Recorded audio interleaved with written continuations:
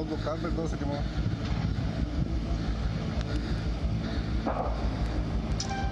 No, ¿qué van a hacer? Vámonos ya. Vámonos. Chila, güey, qué pedo. Cállense porque la vida no.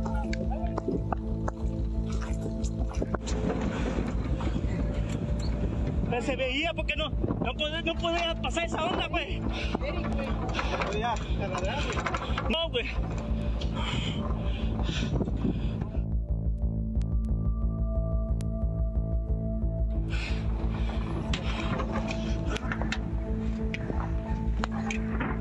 Otra explosión, güey. ¿Otra? Sí, pues no estás viendo. Vámonos.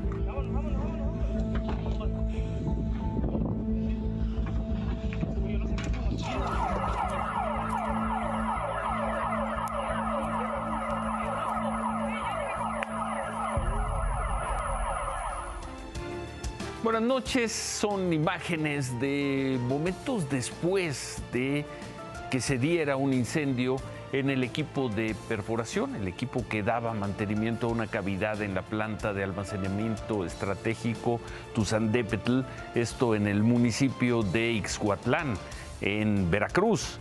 Es la planta de almacenamiento más grande de crudo que tiene Pemex en el país, una capacidad, según Pemex, de 8,5 millones de barriles. Pemex reconoció en un comunicado que hasta hace unos minutos no conocía las causas por las que se dio este incendio, que dejó 3 trabajadores lesionados y hasta el momento se reportan 5 trabajadores desaparecidos. ¿Que su familiar, señora? Sí. Platíqueme. ¿Qué información tienen ustedes? Pues no tenemos ninguna hasta ahorita. No sé nada de él, no contesta los teléfonos.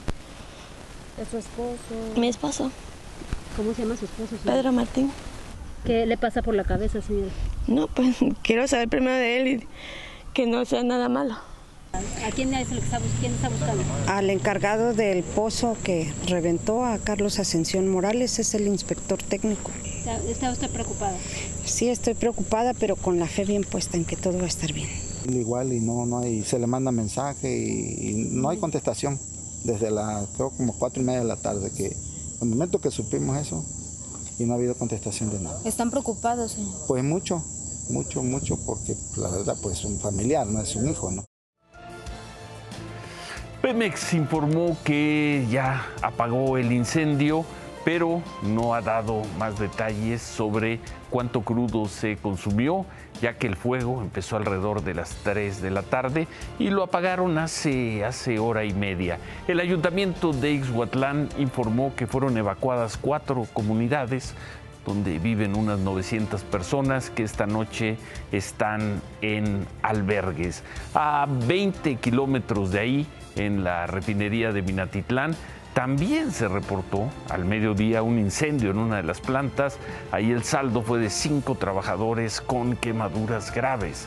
Los primeros reportes indicaron que el incendio se habría registrado en el área de la planta combinada. Bueno, pues hoy un día muy difícil en esa zona de Veracruz para Pemex. Vamos a tener más información antes de que termine el programa y ojalá podamos estar dando la noticia de que esas 5 personas desaparecidas en Ixhuatlán están vivas y están bien. Ojalá. El presidente López Obrador volvió a criticar a quienes se van a manifestar el domingo en el Zócalo, el domingo en defensa del INE. Y el presidente fue especialmente duro con el exministro de la Suprema Corte y orador programado de la manifestación del domingo, José Ramón Cosío. Qué bueno que se agrupen, ¿no? La convocatoria que hizo Calderón para que estén el domingo aquí. El ministro Cosío, que seguramente va a estar el domingo protestando. Corruptazo, ¿no? Conservador, hipócrita, como son la mayoría de ellos. Quieren confundir y manipular a la gente. Agarran esto como bandera, lo he venido diciendo, ¿no? Cómo pues defienden a Calderón y defienden a García Luna, ¿no? Para eso va a ser la manifestación en contra nuestra. Y también les dijo esto. El domingo están agarrados de la mano Fox con, ¿cómo se llama el PRI? Alejandro Moreno, Chong, Claudia Ruiz Massieu, Goldenberg, Aguilar Camín, Krause, Marco Cortés, lo de Mola, etcétera, etcétera, ahí todos agarraditos de la mano. Agárrense de las manos. Pues de nueva cuenta, desde Palacio Nacional sale esta hostilidad hacia la movilización del domingo y queda para el registro lo que vimos. El presidente López Obrador califica a uno de los oradores del domingo, al exministro de la Corte, José Ramón Cosío, como corruptazo y como hipócrita. Mientras tanto, el Frente Cívico Nacional, una de las organizaciones convocantes, informó que ya son 102 las ciudades en donde habrá concentraciones y 120 las organizaciones convocantes. Por cierto, esta noche, hoy en la tarde, al mediodía, se decretó contingencia ambiental en el Valle de México. En redes sociales se habló mucho de que es una medida para desincentivar la manifestación del domingo. Pero uno de los promotores de la marcha, Amado Avendaño, del Frente Cívico Nacional, tuiteó esto. En la marcha del 13 de noviembre nos pusieron contingencia un día antes y con más ganas salimos a marchar, así que, pues por lo visto, esto no está afectando a los organizadores, a los promotores de la marcha del domingo. En la Cámara de Diputados hoy hubo sesión y la sesión se tuvo que suspender porque así están los ánimos, así están los ánimos. Se tuvo que suspender cuando se empezó a hablar de Genaro García Luna.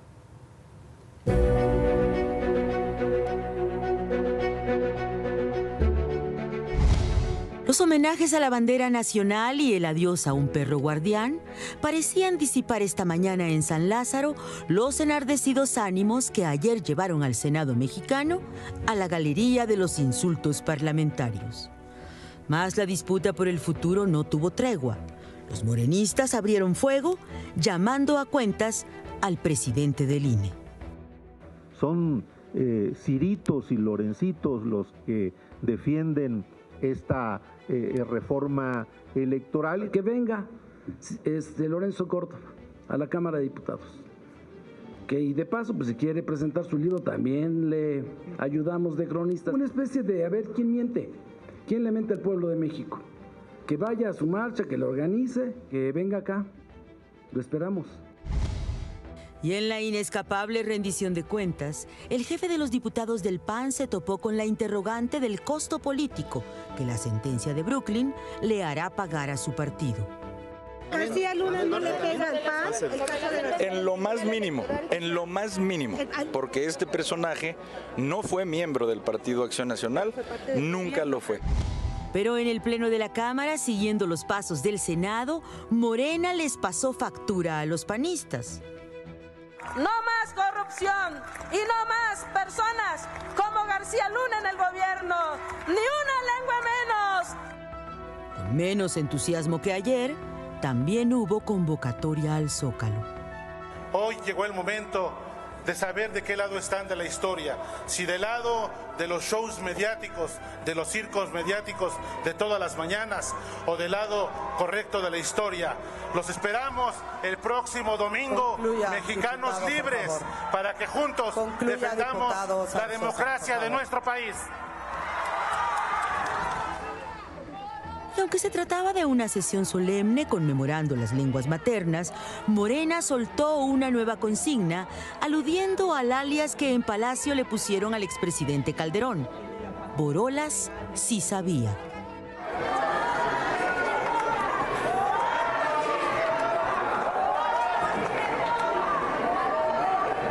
Serenos, compañeros y compañeras, la historia nos ha dado la razón. Felipe Calderón y García Luna encabezaron el crimen organizado en nuestro país.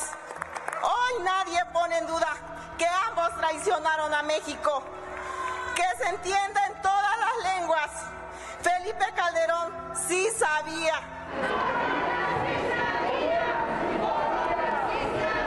Continúo, muchas gracias. Les pido a las diputadas y diputados que podamos permanecer en silencio. Y hubo quienes escucharon un "y Margarita también", en alusión a la diputada Zavala.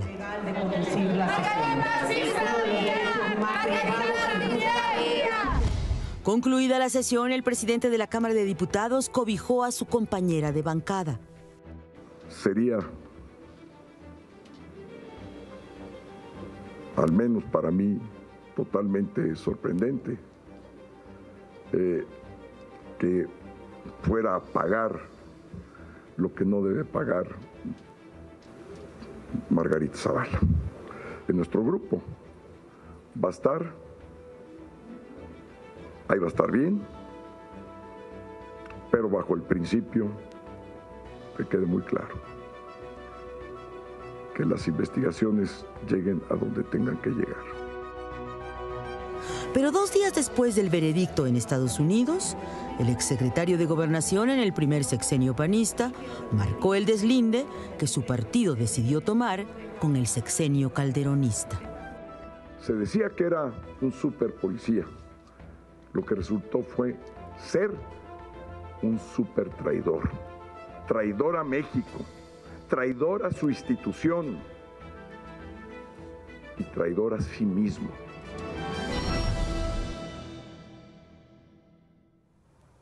48 horas le tomó a los dirigentes del PAN hacer estas afirmaciones sobre Genaro García Luna. Vamos a ver en un momento lo que dijo el presidente del partido, pero vamos a volver a ver esto que dijo Santiago Krill, aparte de cómo critica a Genaro García Luna. ¿En verdad está cobijando a Margarita Zavala? ¿Puso en duda la continuidad de Margarita Zavala en el grupo de senadores del PAN? ¿Y a qué se refiere Santiago Krill cuando dice que se investigue, que la investigación llegue a donde tenga que llegar? ¿Así están arropando a Margarita Zavala? En nuestro grupo va a estar, ahí va a estar bien, pero bajo el principio, que quede muy claro, que las investigaciones lleguen a donde tengan que llegar.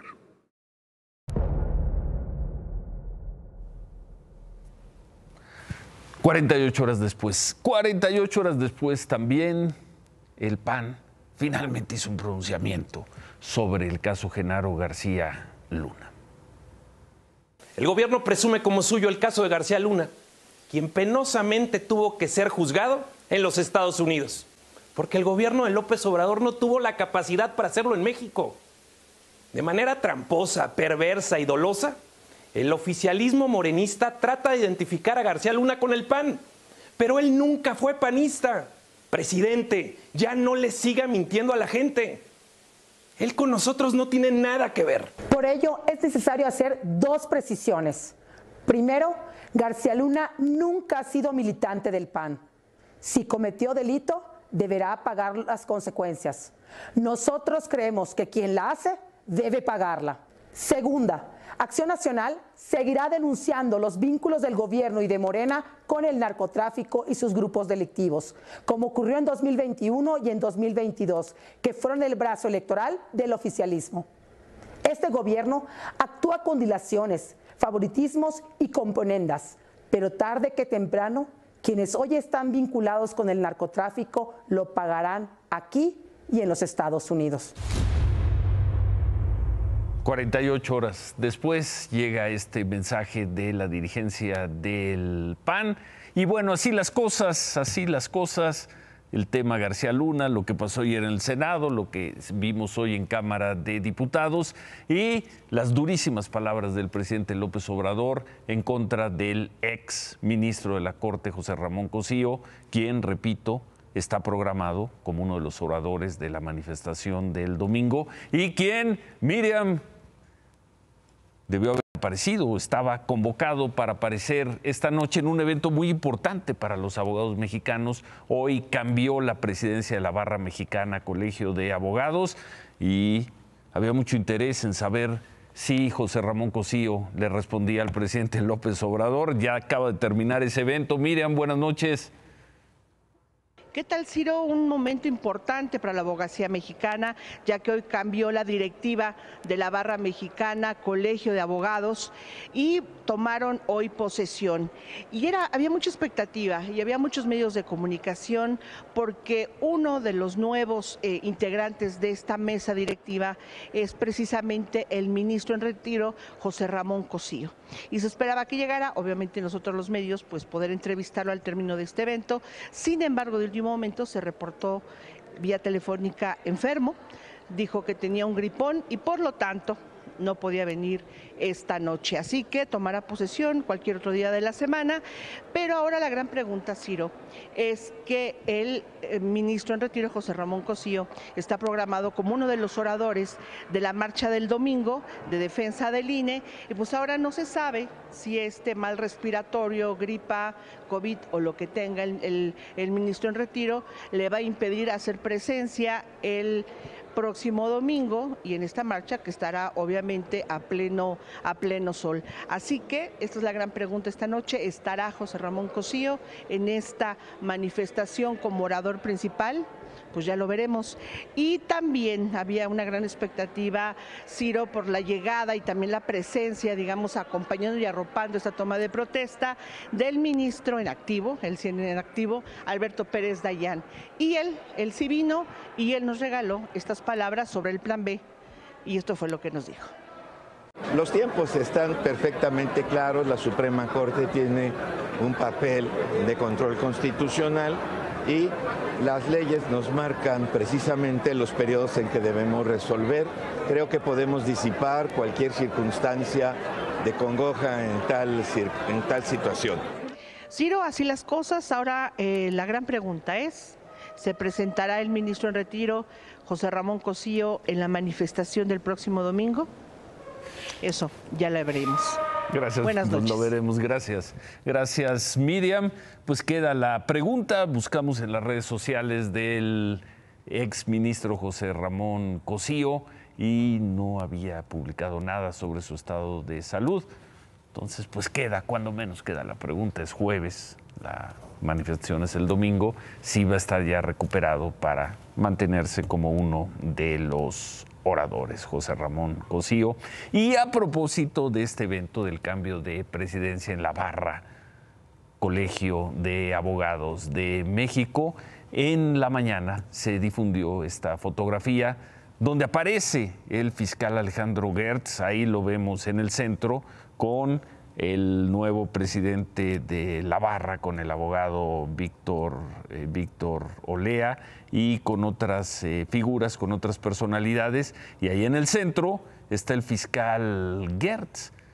Interesante porque, como lo saben, como lo hemos informado aquí, se dio a conocer que había tenido un problema de salud a finales del año pasado, principios de este. Hay, sobre todo en redes sociales, algunos sitios que afirmaban incluso que el fiscal Gertz había muerto. Y bueno, fotografía de esta mañana, ahí tiene a su izquierda, entre otros, al periodista, analista Antonio Navalón y a otras personalidades. Por ahí está el señor Javier Cebrián, editor muy importante en España. Y ahí en el centro, el fiscal Alejandro Gertz.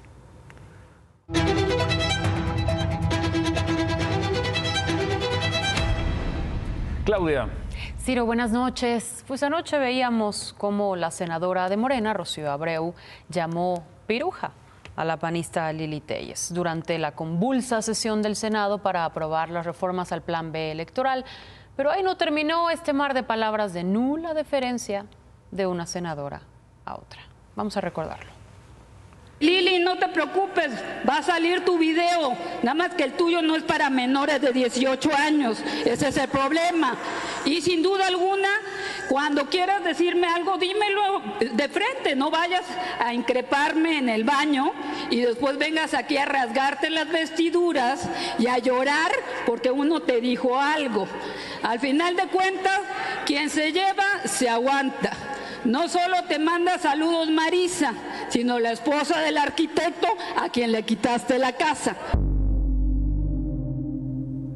Videos para adultos, Marisa, la esposa del arquitecto. A la que eso le no lo quitaste vimos la ayer. casa. No lo vimos ayer ayer. Estábamos en la crónica del evento. Hoy tenemos el momento completo porque fueron muchísimas las voces. Una senadora, ¿eh? Una senadora a otra senadora. En el Senado. Bueno, en el Senado. Por eso fueron muchas las voces que criticaron duramente estas declaraciones. Y entre ellas Olimpia Coral, la activista e impulsora de la ley Olimpia, la que sanciona la violencia digital. Olimpia Coral tuiteó: menos misoginia en el Senado mexicano y más altavoces para el acceso a la justicia de las mujeres. Pidió también a los legisladores que aprovechen las tribunas no para amagar con difundir videos íntimos como estrategia, sino para despreciar hasta la más mínima idea de violación. En otro tuit también expuso: sería revelador que los partidos y sus representantes con altavoces para debatir renunciaran a labrar más caminos de misoginia. Otra de las voces que también se sumó a esta crítica fue la de Renata Villarreal. Ella es una de las fundadoras del colectivo feminista Marea Verde, quien dijo que para que haya una acción necesita haber una denuncia y tendrá que ser en todo caso Lili Téllez quien denuncie a Rocío Abreu. ¿Y? Le preguntamos a la senadora Téllez si piensa hacerlo y nos dijo que no. No la voy a denunciar, ahí están sus palabras textuales, no perderé tiempo ni atención con ella. Un tribunal federal revocó la prohibición que una jueza de distrito impuso a la UNAM para divulgar información sobre el procedimiento que el Comité de Ética sigue en torno del plagio, del supuesto plagio de la tesis de licenciatura que habría hecho la hoy ministra de la Corte, Yasmín Esquivel.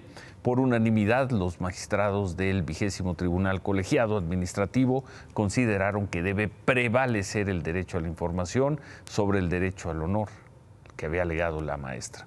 Entonces, con esta resolución, pues la UNAM ya puede hablar sobre el tema. Según el tribunal, el Comité de Ética puede comunicar datos del caso que sean de interés público, pero no puede emitir opiniones ni calificativos, ni dar a conocer el estado de las investigaciones. Todo esto para que no se viole la presunción de inocencia de la ministra Esquivel. Hasta hace unos minutos, hasta antes de empezar el programa, no había dicho nada la universidad. El tribunal, por cierto, le dio hoy sobre este tema. Nos dicen, me están confirmando que no hay comunicación de la UNAM y que el tribunal ratificó la suspensión provisional de la ministra Esquivel. El fallo se conoció, ¿qué sería? Por ahí de las 3:30 de la tarde. La UNAM no ha dicho nada. Así las cosas. Y por tercer día consecutivo, pobladores, habitantes de Cuernavaca, realizaron bloqueos en la ciudad para protestar por la falta de agua. Cerraron el paso, esto más o menos a la altura de la glorieta de La Paloma, bloquearon también la autopista México-Cuernavaca y en ese punto hubo un momento de tensión cuando uno de los automovilistas avienta el vehículo hacia los manifestantes, lo que por supuesto provocó un enfrentamiento. Los vecinos rompieron uno de los vidrios de su camioneta. Hasta la Guardia Nacional tuvo que intervenir.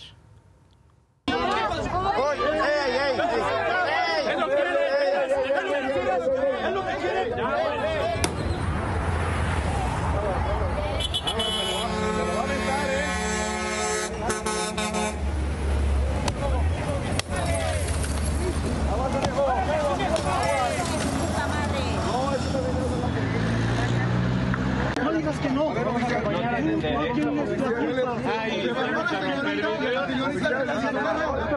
respétense, usted también tiene que respetar a todos. Mucha gente montonera.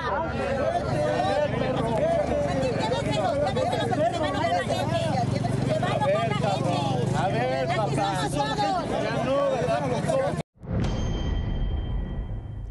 Y es necesario llegar a esto para que las autoridades respondan. Fueron casi 12 horas de bloqueos.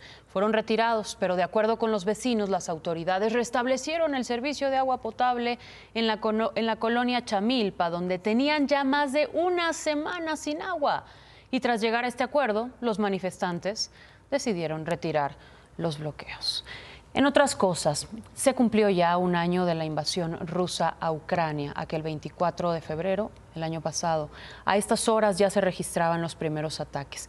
Esta tarde, la Asamblea General de la ONU aprobó una resolución para exigir la retirada inmediata de las tropas rusas e hizo también un llamado al cese de hostilidades y a una paz justa y duradera.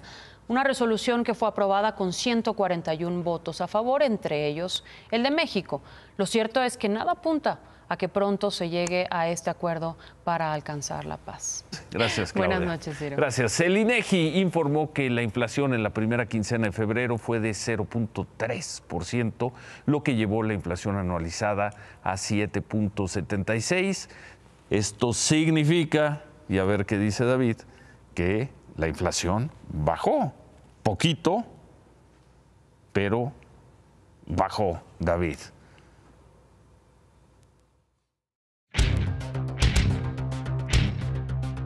No se hagan bolas, la inflación está muy alta y no está cediendo, no está bajando la inflación y debemos estar muy preocupados. Respecto de la anualizada bajó un poquito, sí, pero de 7.8 a 7.76. 91 de 7.80. Bueno. El último dato es 7.80, bajó de 7.80 a 7.76. O sea, 0.04%. No está subiendo, pues, no está bajando, sí, no está pero subiendo. ¿te acuerdas que en noviembre y principio de diciembre fueron 3 quincenas consecutivas que la inflación bajó? Y luego volvió a subir. Sí. Otra vez son 2 quincenas consecutivas que está bajando y no hay certeza, no hay ninguna certeza de que vaya a comenzar a disminuir. El Banco de México sigue diciendo, no, para finales de año estaremos por ahí del 5%, pero la realidad es que los precios internos en la economía siguen muy altos, punto número 1. Punto número 2, la inflación no subyacente, que es la que le quitas los precios estacionales y todo eso, tampoco está bajando y que las gallinas siguen teniendo frío. Lo que más ha subido de precio. ¿A dónde vas con todo esto? De que no está bajando la inflación, que es necesario tomar medidas mucho más duras. Hoy Banco de México, por ejemplo, hoy Banco de México se va a conocer la minuta. Y una de las subgobernadoras, Irene Espinosa, dice en el comunicado, yo no estoy de acuerdo con el tono del comunicado porque están diciendo que dan a entender que ya vamos a aflojar. Tiene que ¿Aflojar seguir. qué es? ¿Que ya no van a subir las tasas? O que van a subir menos. Y la inflación nos está sorprendiendo. Antes teníamos una inflación importada. Cuando el COVID y todo eso se decía que una inflación importada. Se está convirtiendo en una inflación doméstica. Lo que más está subiendo, por eso te decía del huevo, ha subido más de 30% en el año. Entonces se tienen que tomar medidas. ¿Pero cuáles? Medidas de apertura económica para atraer importaciones, medidas de seguridad para bajar los costos de las carreteras y hacer un pacto económico mucho más grande. El que se hizo, el PASIC y su segunda parte, la PASIC, no está funcionando porque es muy limitado. Se creyó que iban a tener un poder dominante en el mercado y que todos los iban a seguir. Yo diría, de entrada, una de las cosas que funcionaría sería que la Profeco, en lugar de andar hablando de las gallinas si tienen frío o no, que haga una revisión de la cadena huevo-pollo, porque se están generando especulaciones. Eso sí sería importante. A ver si te hacen caso. Y la inflación está muy alta. Está al doble de la meta fijada por Banco de México. Y llevamos más de un año así. Remátala, David. Qué triste que Pemex cada vez se parezca más al metro de la Ciudad de México. Sin inversión, sin cuidado, y esas son las consecuencias. Y con accidentes sobre la explosión que presentamos al principio del programa de este lugar, de este centro de Pemex de almacenamiento en Ixhuatlán, en Veracruz. Trabajadores de la planta de almacenamiento nos confirmaron que el incendio se apagó completamente a las 6 de la tarde. El ayuntamiento de Ixhuatlán informó que el fuego comenzó a las 3:40, es decir, estuvo activo 2 horas y media. Los trabajadores de la planta nos dicen también que de la cuadrilla de 8 trabajadores que estaban haciendo la perforación, 3 resultaron con quemaduras leves y fueron llevados a un hospital ahí cercano, en Nanchital. Los otros 5 son los que permanecen desaparecidos. Dicen que es una zona de maleza y pantano. Ojalá estén bien, ojalá aparezcan. Y también, antes de ir a pausa, gracias a los organizadores de la concentración del domingo, nos informan que el exministro José Ramón Cosío tiene gripe y que precisamente para cuidarse de esa gripe, por eso no asistió a este evento que veíamos de los abogados, y que está confirmada la participación de José Ramón Cosío el domingo en el Zócalo. Javier. Ciro, amigos, llegó el príncipe azul, Cruz Azul que vive de ilusiones, cree que ha llegado el Mesías. Regresamos con su presentación. Ciro, amigos, ¿cómo están? Cruz Azul busca reinventarse de la mano del más viejo de todos los lobos de todos los mares. Al Tuca se le ve echado para adelante, bueno, más de lo que siempre se le ve. Llega la presentación como nuevo técnico de Cruz Azul y lo hace con dominio de la escena, como torero caro. Agradece por aquí y por allá la oportunidad y enamora a los sufridos aficionados celestes que escuchan lo que quieren que venga de la voz del Tuca. Uno de los 4 grandes del fútbol mexicano, que más honor puedes tener como trabajador, como empleado, como entrenador de una institución tan grande. O sea, entre líneas, dice el Tuca, Cruz Azul no ha perdido tamaño, aunque tenga 2 títulos de liga en 41 años. Viene de dirigir a Juárez, en donde se le vio ausente y frío fracaso, pues no la hizo. Puede ser que por eso ahora se vea revitalizado. El Conejo Pérez es presentado como nuevo director deportivo y tampoco cabe de emoción por su nombramiento. Me han dado esta oportunidad de estar acá como director deportivo. La verdad es que estoy muy emocionado, estoy muy contento de tener esta gran responsabilidad en esta gran institución de las más importantes de México. Con ellos llega Memo Vázquez como auxiliar y entonces el mandamás de la cooperativa del mismo apellido echa las campanas a la estratosfera y proclama. En pocas palabras, tenemos un Dream Team en la dirección técnica y confiamos en que los jugadores van a responder como ya lo hicieron en estos últimos 2 partidos. El Dream Team, dijeron. Ahora hay que pasar de la imaginación a las cosas chingonas pero tangibles, como decía el Chícharo. Gracias, Javier. Hacemos una pausa y al regresar, 48 horas después, 48 después del veredicto de García Luna, los líderes del PAN parecen haber tomado la decisión de quitarse de encima el peso de Felipe Calderón. Regresamos con eso.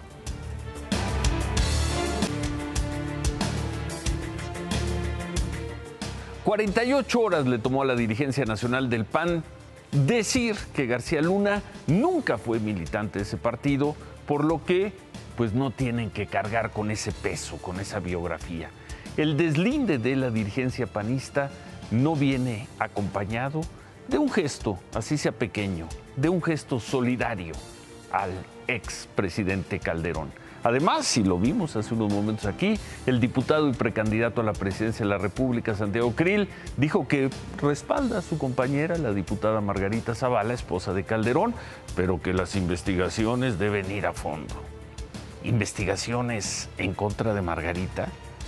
Eso quiso decir Krill. 48 horas después, parecería que los líderes del PAN han tomado la decisión de dejar a su suerte a Felipe Calderón. Que se defienda solo, como pueda. Total, ya ni panista es. Se quedan con qué importa. Gracias, buenas noches. Ánimo.